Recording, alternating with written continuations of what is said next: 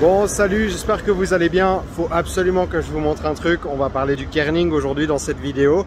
Et là, j'ai un des pires exemples de kerning que j'ai jamais vu dans ma vie.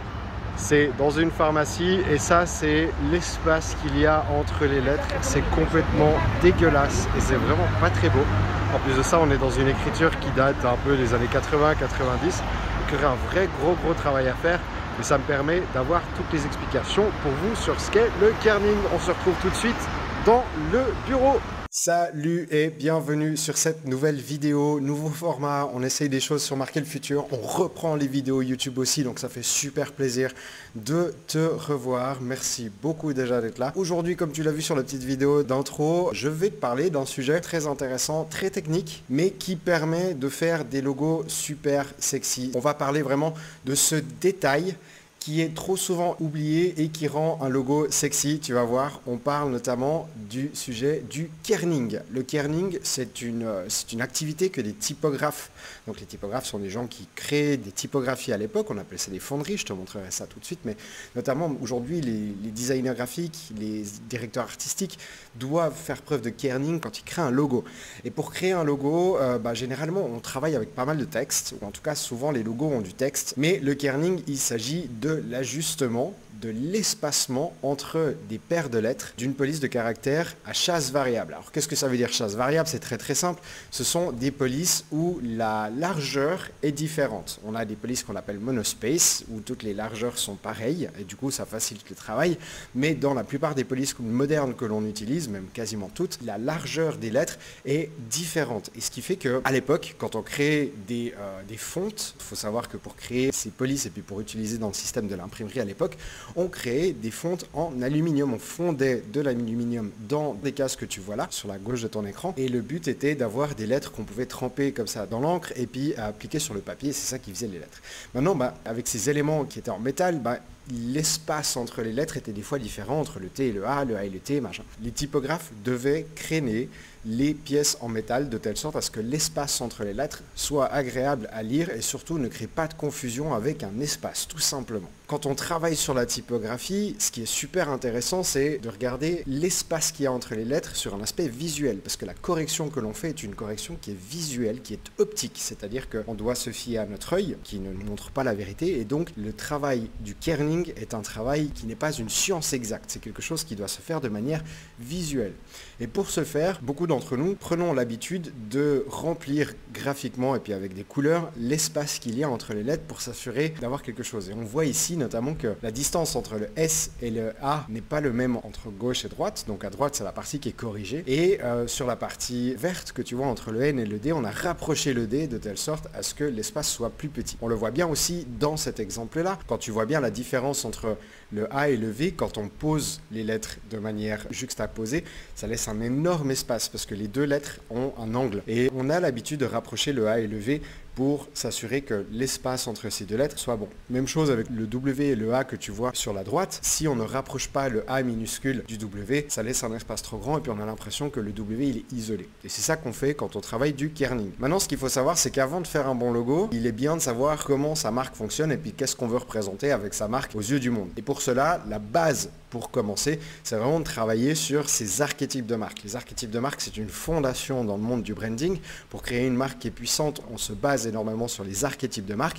Je t'invite à aller voir sur le site internet de Marquer le futur. Le lien il est directement dans la description. En bas de la page d'accueil, tu vas tomber directement sur ce quiz qui te permet de découvrir ton archétype de tête. Le but en créant une marque qui est basée sur les archétypes, c'est que tes clients deviennent des vrais fans de ta marque, qu'ils achètent plus souvent chez toi, qu'ils achètent à une fréquence plus élevée et qui te recommandent à leurs potes, bien entendu. Maintenant, j'aimerais te montrer quelques astuces pour travailler ton kerning sur ton logo et puis pour te montrer un petit peu quels sont les meilleurs outils, les meilleures techniques qu'on utilise pour avoir un logo qui est super équilibré puis pour avoir des espaces entre les lettres qui soient super équilibrés. Et pour cela, je vais me passer sur Adobe Illustrator et puis te montrer un tout petit peu comment on fait. Donc là, maintenant, comme tu le vois, je suis sur Adobe Illustrator et pour ce faire, si je prends bêtement le mot kerning, le meilleur moyen qu'on a pour travailler le kerning d'un logo, je vais faire une copie ici histoire que ce soit plus simple, c'est notamment de travailler avec son logo qui est retourné à 180 degrés. Voilà, celui-là, je le passe en blanc histoire qu'on l'oublie visuellement. Tac. Et puis, Si je m'intéresse ici sur ce logo, pourquoi on retourne notre logo et puis qu'on met les lettres à l'envers? C'est très très simple, c'est pour éviter à notre œil de reconnaître les lettres et puis de vraiment pouvoir se concentrer sur les espaces qu'il y a entre les lettres. Donc ici, je me rends compte, hop, si je zoome un tout petit peu, voilà, je me rends compte que les espaces entre le I, le N et le I, il est relativement bon, mais il y a peut-être quelque chose à faire entre le N et le R, et puis le E, le K. La façon dont on travaille sur le kerning est assez simple, on travaille toujours par les lettres 3 par 3. C'est-à-dire que ici, je vais m'intéresser à regarder ces 3 lettres ici qui sont là. Et je vais regarder l'espace qu'il y a entre les 3. Là, ça me paraît relativement bon, bien que cette lettre-là pourrait mériter d'être un tout petit peu plus sur la gauche. Là, on fait des toutes petites révisions. Mais ici, je vois notamment... Alors ici, l'équilibre entre les deux sont assez équilibrés, tout simplement, parce que les lettres sont droites. Mais par contre, entre le R et le N, on voit qu'il y a une distance qui est assez courte ici et qui pourrait poser un peu problème. Donc là, je vais tout simplement prendre les 4 lettres du mot kerning et puis les déplacer tout petit peu. Et bien sûr, hein, c'est un travail qui est absolument minutieux, c'est un travail qui demande pas mal de temps, de tests, mais au bout du compte, ça permet d'avoir un logo qui est extrêmement équilibré, puis surtout très versatile. Ce que j'entends par versatile, c'est cette capacité pour le logo d'être vu, reconnu et puis bien lu quand il est en tout petit ou en très très grand. Notamment, c'est principe de taille qui est extrêmement intéressant là-dessus. Donc là, moi, maintenant, je vais continuer, je vais espacer un tout petit peu le R du E, parce que là aussi, il mériterait d'avoir un tout petit meilleur espace, voilà. Et puis là, finalement, je vais terminer en augmentant légèrement l'espace avec le K. Voilà. Je reviens en arrière, ça va me permettre de faire la différence, voilà, entre l'ancien et le nouveau. Donc voilà, c'est un travail qui est très très minutieux qui se fait. On peut faire encore un autre exemple avec le mot avenir qui est ici, qui est un nom assez simple. On voit notamment que l'espace entre le A et le V, voilà, pose problème. Et ça va très très vite gêner l'œil pour le regard et faire en sorte que ton logo soit moins agréable à regarder. Et c'est con, hein, parce que en fait, il se peut que tout d'un coup ton logo soit apposé sur des t-shirts ou sur des produits, puis qu'on n'achète pas ça juste parce que ça paraît pas très professionnel. Donc même chose, je prends mon logo, je le retourne et puis je viens sélectionner les lettres ici que je rapproche un tout petit peu. Peut-être pas autant. 2000 years later. Le A légèrement, faire en sorte qu'on ait un bon équilibre. Tu vois, c'est un équilibre qui vient respecter plus ou moins l'espace qu'il y a entre le N, le I, le R avec le V. Et ça donne un meilleur équilibre. Maintenant, on n'a pas tous Adobe Illustrator à la maison, hein, et puis peut-être que c'est quelque chose qui t'intéresse de t'entraîner. Donc j'ai trouvé pour toi ce petit site internet qui s'appelle KernType, qui est un jeu permettant d'entraîner son œil au kerning. Tu vas te retrouver avec des mots qui sont mal kernés, et puis le but pour toi est de redéplacer ici légèrement les lettres, et puis de le faire comme ça de manière visuelle, de telle sorte à ce que tu puisses avoir un équilibre assez bon avec les lettres. Donc moi je vais m'essayer à quelques lettres, et le but est de voir un petit peu si ton œil arrive à capter l'équilibre et puis la distance qu'il doit y avoir entre les lettres. Donc voilà, c'est un petit exercice, on va essayer à quelques-uns. Là, moi j'ai fait Wave, bon bah écoute, c'est plutôt cool. La solution, on veut que, je ne sais pas si tu le vois, la solution ici, on voit en bleu la distance, donc le A aurait pu être légèrement plus sur la droite, le V pareil, mais dans l'ensemble, c'est plutôt bon. On va essayer avec un autre qui est un tout petit peu plus compliqué, puis tu vois que d'une typographie à l'autre, donc d'une police à une autre, l'exercice est complètement différent. Donc là, on travaille toujours en gardant la première et la dernière lettre sont toujours bons. On commence avec des exercices relativement faciles avec 4 lettres, mais il se peut après que ça se complique, hein, bien entendu.